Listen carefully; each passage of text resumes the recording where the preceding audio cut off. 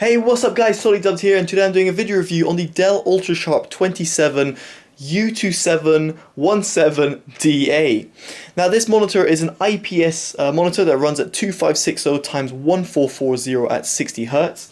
It can be found on Amazon.co.uk for around £560, although I found it on eBay for slightly cheaper, for £540, just under £540.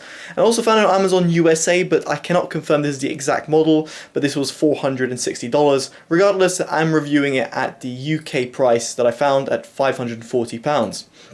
Now in terms of the specs, I'll link them down in the description below, but the main specs you want to know is that its response time is 8 milliseconds, it runs at 60 Hz, it has an IPS LED display, it's 27 inch, it has 2 times HDMI with MHL connectors, it's got 1 display port and 1 mini display port connector, it's also got a display port out, which is MST, and you've also got auxiliary line out via 3.5mm.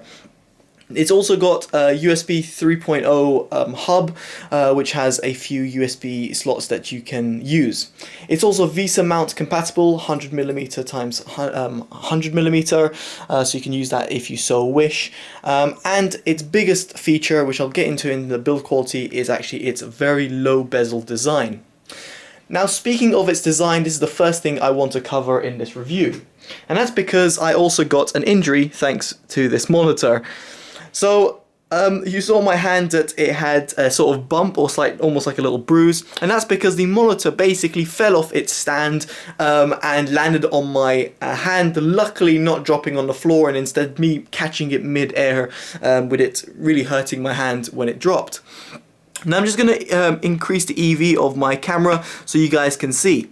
So this monitor comes as default with a sort of arm. Now I'm just going to get the camera off its tripod to show you this in a little bit more detail. You can see it has a little arm. It connects up like this. You have an Allen key, which is not provided, and you need to find an Allen key in order to secure it over here with this bit and the major arm. This screws in over here, and then you've got a mini Allen key device that you're going to need, which is that one is included, and it's for this arm. Now the arm is cool, don't get me wrong. When I first saw it I was like, oh, this is awesome. In terms of the design, it looks really nice, and the way it can sit on a desk is also really cool. But the problem I found with it is that it kind of limits on where you can put it. For example, at the back of my desk over there, it has like a little extra ledge bit, and it doesn't fit at the back there. For the purpose of this review and the fact that it's not my actual monitor, I've actually put it on my edge of my desk, which is obviously not where I would normally use it. Due to it not actually having a stand, it does mean it's more flexible in terms of a different sort of environment.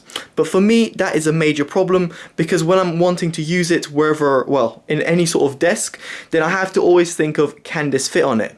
Now I think you can get different stand versions, or at least you can even have the VESA mount version, a VESA mount, and put your own monitor stand to it.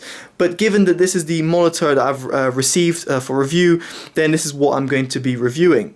So the monitor stand is something that I think is a major downfall, especially at its price. It is quite cool and it's innovative. You know, it can tilt around and do all these fancy stuff, which is really nice. That's something sometimes you'd be limited with a normal stand. However, personally, I don't like it, and also it injured my hand, which I'm not really happy about at all. Now let's move on to its bezels. As you can see, it's very, very low bezel design, which is fantastic and beautiful to see. It's very, very thin, and means that you've got a very nice borderless-esque design all over the monitor, and therefore you're not distracted by the big bezels. Really big props to Dell for that, because I'm actually quite impressed by its bezel design. Now, just quickly running off on that stand, it can go up and down, like tilt forwards and backwards.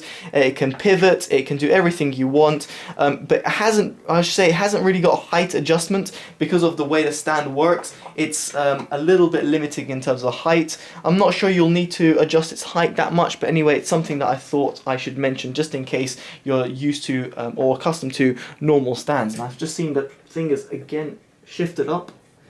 Just making sure it's going to be tight, because I don't want it to be dropping, because this time I'm not going to be saving it.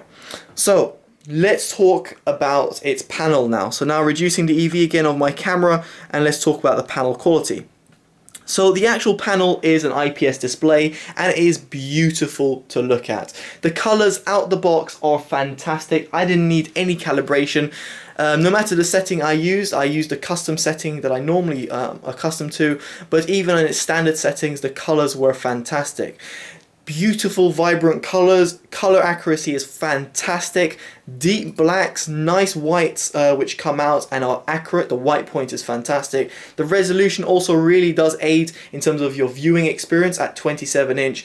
It's something fantastic to look rather than looking at a 1080p screen. And its viewing angles also are amazing. Up or down, left or right, it's perfect. However, one thing I should point out is because of its low bezel design, on the very much outer edge of the monitor, and when you go to like a certain angle, you notice a little bit of uniformity. I don't know what the word is, but basically it doesn't look quite perfect over here on the sides, and it looks slightly odd. It's almost like you've got like a ghosting image on the edge of the screen, but that's really if you're looking at it at like an angle like this, like diagonally, rather than looking at it straight or even like in a certain straight angle. So as we're looking at it now, and as you can see doing this, it looks perfect, but if you were to put the camera basically at this angle and look this way, you'll see a little bit of color loss on the edges, and that applies all over the monitor because of its low bezel design. But nevertheless, it's fantastic. It's got very low backlight bleed as well, and just generally the panel is very impressive. It's something that I must say that out of all the panels I've reviewed, this out of the box is one of the most spectacular panels I've seen. It just looks beautiful. So now let's move on to its gaming performance. Now it's not a gaming monitor per se, but it's something that some people would like maybe to potentially casually game with as well. So right now I've got Counter-Strike, which is one of the most intensive games when it comes to competitive play, and I found it to be decent but not great. So you've got two different modes, and it's something I should have also mentioned is the OSD and the little buttons on the side over here. They're kind of hard to press, these little buttons. They're kind of annoying to press, but I don't think you're going to be going into them that often. But let me just quickly zoom in into the OSD so you guys can see what I'm talking about. Basically, there's a setting over here that allows you to change the response time, as you can see here, from fast to normal. So on fast mode, what I noticed is there was a little bit of ghosting that occurred, and on normal mode, I just felt the response time was just a bit sluggish, especially in a game like Counter-Strike. Other settings you can find, there's loads of different settings you'll find in the OSD, like the color presets. As I said, RGB is the color format, Gamma for PC or Mac, that's really well thought through by Dell. Preset modes of custom color, I've put RGB color custom, RGB color presets, and you can go on standard, game, and everything like that. Input sources, brightness, contrast, that's not even on its maximum brightness, which means that it's really, really bright in a very bright room. And you can even personalize the two buttons over here, the shortcut key as well. So you've got all different types of settings through the OSD, which is fantastic, but the reason I was really mentioning that is because of its fast and normal response time settings. So I'm using it right now, I think a normal, yeah, it's a normal one, and I can notice that it's slightly laggy moving left and right. It's just not that responsive, and to be honest, it's not designed for a gaming monitor. It is really like a business class monitor, but it is still something that people might buy in like a consumer household like myself, and then use it for gaming, especially casually gaming. So for casually gaming, I would say if you put it on fast mode on response time and just expect a little bit of ghosting, and ghosting is when you are say over here with this wall and you go left and right, you'll see like a little shadow appear. It's not massive, the ghosting. I've seen worse ghosting in other monitors, but it is present when you go on fast response time. But what I'm trying to say here is if you're going to be gaming, I would suggest putting it on fast response time mode and then gaming with it, because it'll be a pleasant experience. Not fantastic, but pleasant experience. On normal mode, I wouldn't suggest gaming on it. It just feels a bit too slow, especially if you're a competitive player like myself on Counter-Strike.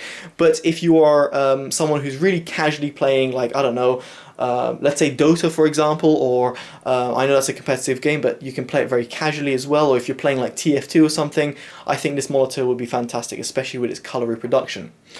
So overall, guys, what do I think of the monitor? Well, I think it's a fantastic overall monitor. It's great at what it does. In terms of its price, it's a little bit expensive, but you do get a lot of good quality from the monitor. In terms of its panel and even in terms of its game performance, it's good for casually gaming. So I would recommend it. It's, again, slightly expensive. I wish I would see it more like a £400 price tag rather than a 550 odd price tag, but that's my personal opinion. Let me know in the comments below what you think. Like, comment and subscribe, definitely for the injury as well, and see you guys later. Bye bye.